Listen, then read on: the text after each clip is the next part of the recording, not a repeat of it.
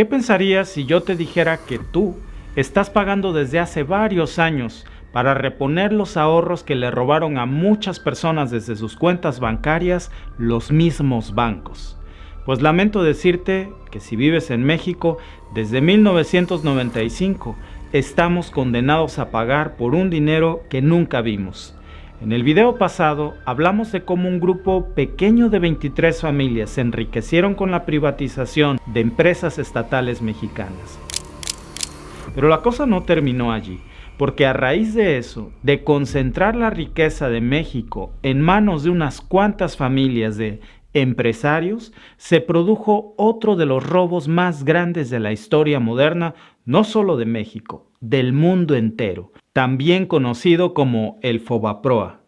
¿Pero qué fue exactamente el Fobaproa? ¿Por qué seguimos pagando nosotros por una deuda que originalmente era de los bancos privados? Y sobre todo, ¿cómo se desvanecieron de la noche a la mañana miles de millones de dólares de los bancos de México mágicamente y en manos de quién terminó ese dinero?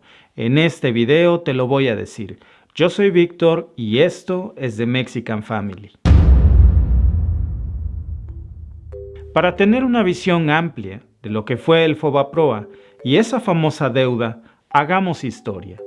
Todo comenzó en 1982, durante el último año de la administración de José López Portillo en la presidencia de México, cuando, para no variar, su gobierno provocó una terrible devaluación del peso frente al dólar, pasando de 27 a 70 pesos por dólar.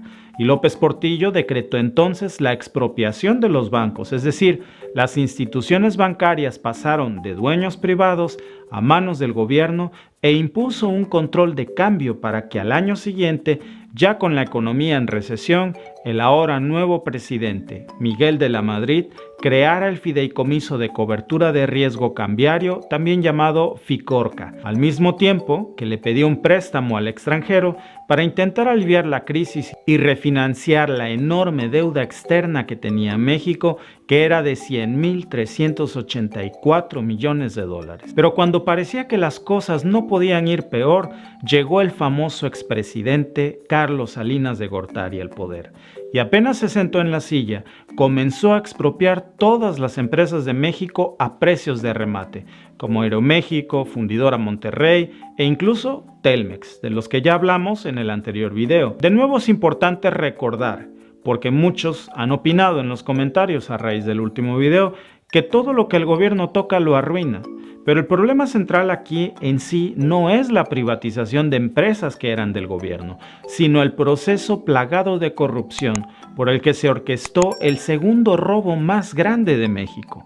Ese fue el problema. El primero fue el robo de más de la mitad del territorio mexicano a manos de los Estados Unidos. El segundo, el robo de la privatización de empresas a manos de 23 familias. Y el tercero es el Fobaproa. Claro que la manera en la que se pintaba el proceso de privatizaciones era paradisiaco.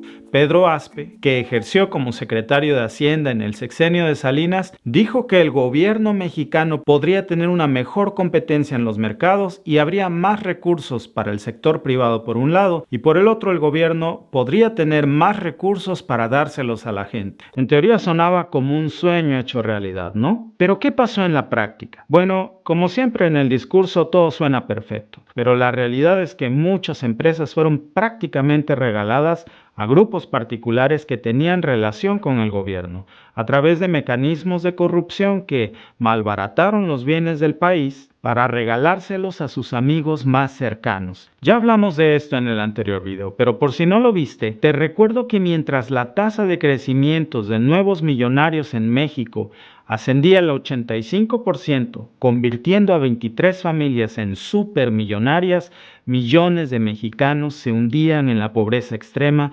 perdiendo sus empleos, sus casas, sus negocios, y eso derivó en la crisis financiera más aguda de la historia moderna del país. En 1994, esa crisis se conoció como el error de diciembre. ¿Error? Espérame un momento. Por error tiras un vaso de agua, por error te tropiezas, pero por error conviertes a tus 23 amigos más cercanos en súper ricos, mientras hundes a todo un país en la miseria. No, eso no fue ningún error. Es indignante tan solo imaginar que la respuesta del gobierno frente a una crisis tan terrible fuera decir, ay, perdón, me equivoqué en diciembre, fue un error, el error de diciembre. Así que veamos qué fue lo que pasó realmente. En 1990, Carlos Salinas comenzó a privatizar la banca, vendiendo o malbaratando a 18 de los bancos más grandes del país y entregándoselas a sus amigos en subastas por un valor total de unos 39,000 millones de pesos. Este dinero iba a parar supuestamente a un fondo de contingencia para reducir la deuda de México, pero es aquí cuando comenzó a orquestarse el tercer robo más grande del país, que para ponértelo en palabras claras, es como si los nuevos banqueros de México le hubieran comprado esos bancos a Carlos Salinas con cheques sin fondos. Ese dinero nunca existió, porque dicho capital realmente era inexistente. Y es que estos empresarios que le compraron los bancos al gobierno de México en realidad no tenían el dinero para hacerlo. Simularon darse préstamos entre sí para comprar los bancos que eran propiedad de México, pero le hicieron el favor de guardarle ese dinero al gobierno. Te pongo este ejemplo. Es como si yo te digo que te compro tu casa en $1,000,000, pero yo te guardo ese $1,000,000 para cuando tú lo vayas a ocupar. En realidad tú nunca viste el dinero, ni siquiera sabes si de verdad yo lo tengo, y a cambio de eso me entregaste tu casa. Ya sé, debes estar pensando que nadie podría ser tan tonto para hacer un trato así. Bueno... ¿Por qué privatizamos los bancos? Pues aplicamos una expresión de sabiduría popular. Los bienes son para remediar los males. Teníamos un Estado con muchas propiedades y un pueblo lleno de necesidades. Pues procedimos mediante subasta pública a privatizar esos bienes. ¿Y qué hicimos con los recursos?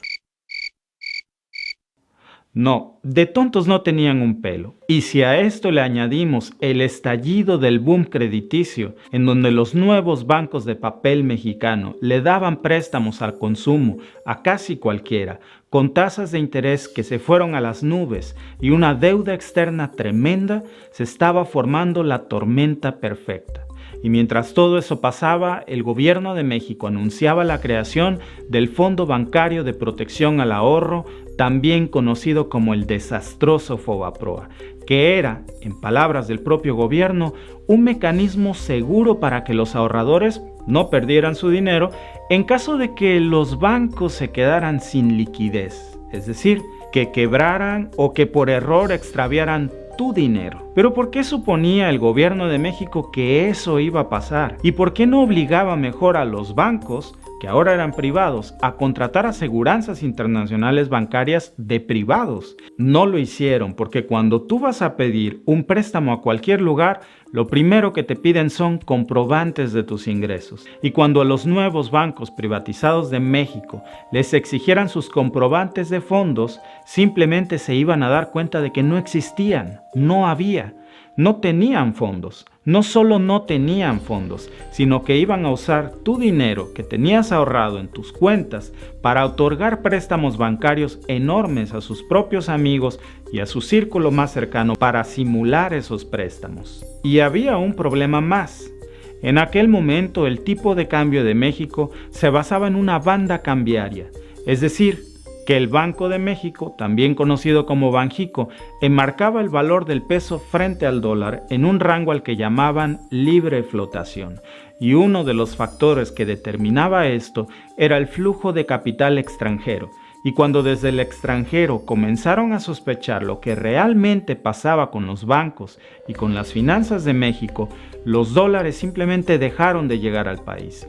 Y esto, por supuesto, que afectó a los falsos nuevos bancos de papel que se habían privatizado. Pero a pesar de que el gobierno mexicano lo sabía, esa banca siguió operando y otorgando más préstamos con el dinero de los ahorros de todos los mexicanos que tenían en sus cuentas bancarias. Todo bajo la promesa de que cuando el problema explotara, los bancos no tendrían la culpa. Todo tendría que ser pagado por el FOBAPROA. Por supuesto que el gobierno del entonces presidente Carlos Salinas sabía lo que sucedía. Y aunque recibió muchos consejos y advertencias sobre el desajuste del valor real del peso, Carlos Salinas se se negó a ajustar el tipo de cambio del peso mexicano porque eso le iba a afectar en sus próximas elecciones para su sucesor, Ernesto Zedillo, después del asesinato del candidato de su mismo partido, Luis Donaldo Colosio.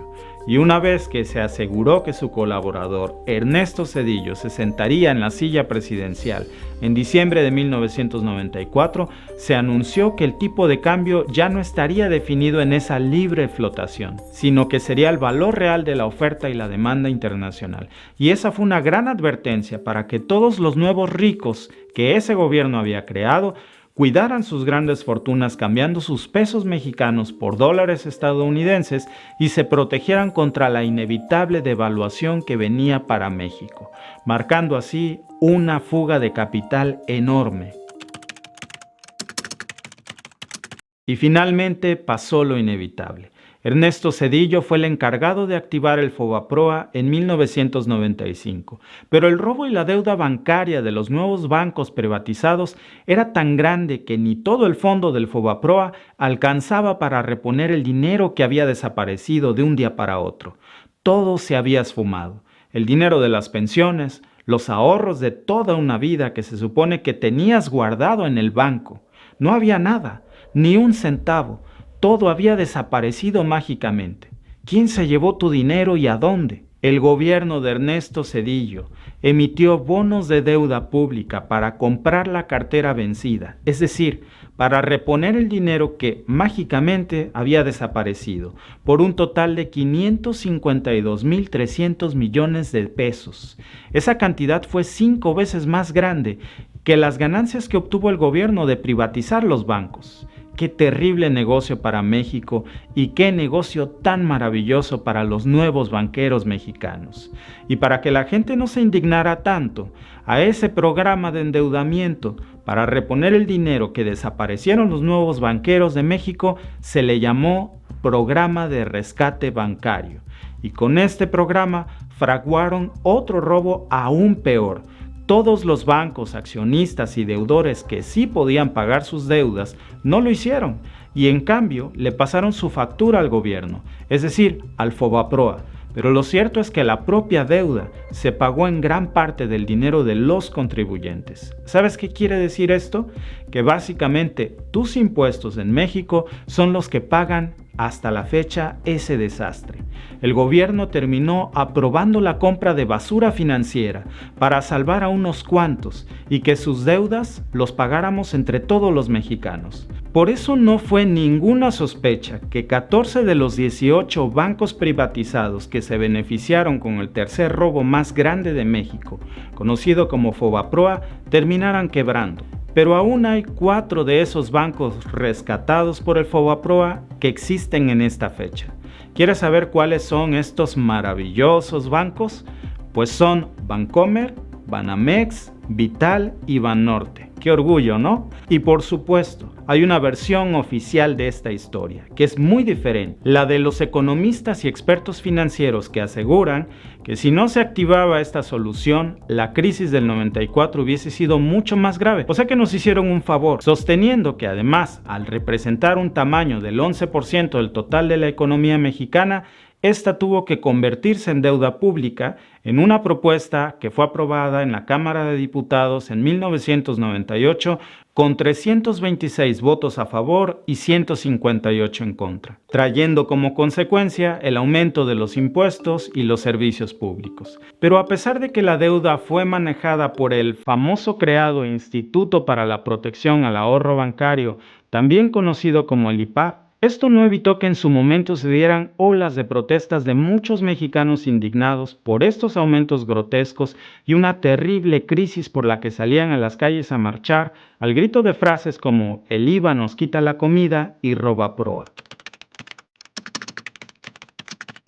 Y así es como la avaricia de unos cuantos ha sido pagada por todos. Banqueros, accionistas y deudores preferían dejar su deuda en manos del fondo, a tal punto que simularon préstamos falsos para acceder a millones de dólares del Fobaproa, simulando que eran rescates bancarios cuando en realidad no existían esas deudas. Siguieron robando más dinero.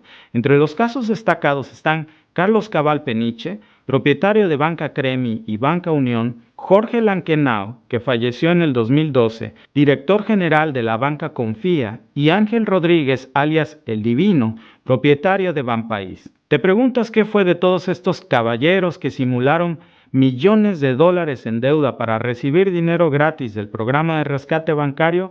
Bueno, esta historia tiene un final feliz, pero para ellos. Por ejemplo, Cabal Peniche, que desvió 700 millones de pesos desde los bancos a compañías de su propiedad, es actualmente inversionista de la aerolínea Interjet y accionista del sistema Radiópolis. En el caso de Jorge Lankenau, realizó varios desvíos a paraísos fiscales defraudando a unos 230 inversionistas por un monto de 170 millones de pesos en préstamos o autopréstamos. Y en cuanto a Ángel Rodríguez, además de sumar deudas al erario público que hoy seguimos pagando por 440 millones de dólares, se emitió autopréstamos por un total de 800 millones provenientes de los créditos del Fobaproa que nunca pagó. Y aunque estos tres empresarios fueron encarcelados en su momento, no duraron mucho tiempo tras las rejas y actualmente disfrutan de su fortuna los dos de ellos que siguen vivos. Y es que también estas tres personas fueron reconocidos como grandes benefactores de las campañas tanto de Carlos Salinas como de Ernesto Zedillo. Recientemente, a finales del 2021, el expresidente de la Comisión Nacional para la Protección y Defensa de los Usuarios de Servicios Financieros, o CONDUCEF, Mario Di Constanzo, expuso en Twitter documentos detallados de todas las empresas investigadas por la Dirección de Activos Corporativos del Fobaproa como una extensión del programa de capitalización y compra de cartera. Este programa es básicamente la vía por la cual los bancos transfirieron sus derechos de cobro al fondo del gobierno, que emitió pagarés a 10 años de plazo en favor de los bancos. Y a todo esto, ¿cuánto se ha pagado y cuánto nos queda aún por pagar de este hermoso sueño llamado Fobaproa? Aunque solo podemos guiarnos por estimaciones de expertos e informes de la Auditoría Superior de la Federación, se estima que para el 2021 ya se habían pagado cerca de 2 billones de pesos mexicanos. Pero ajustándonos a la inflación actual, aún debemos aproximadamente 890,000 millones de pesos mexicanos, que para dimensionar mejor el tamaño de esa deuda que aún queda, es 3 veces más grande que el gasto público en educación que se hizo en México durante todo el 2019. Pero esa es solo una parte pequeña de la deuda. Según datos oficiales para el 2021, los requerimientos del programa de apoyo y deudores y los pasivos del IPAP sumaron 1.021.471 millones de pesos mexicanos, que aún debemos. Y para este año, gracias a los vencimientos de deuda, México tiene que seguir pagando 38.683 millones de pesos más para los intereses y comisiones de ese famoso programa de rescate bancario del Fobaproa. Para que te lo imagines mejor, con esa cantidad de dinero se podría invertir 6 veces más de lo que actualmente se destina a la salud pública en México. Y ahora que ya lo sabes, dime en los comentarios, ¿crees que el Fobaproa fue la mejor solución para esa crisis? ¿Y qué debería de hacer el gobierno de México para salir de la deuda cuanto antes? ¿Y cómo podríamos asegurarnos de que esto no vuelva a ocurrir jamás? Estaré atento a tus comentarios. Y si te ha gustado este video, ayúdanos suscribiéndote al canal y regálanos un like para que más personas puedan ver nuestro contenido. Yo soy Víctor y te veo en el próximo video.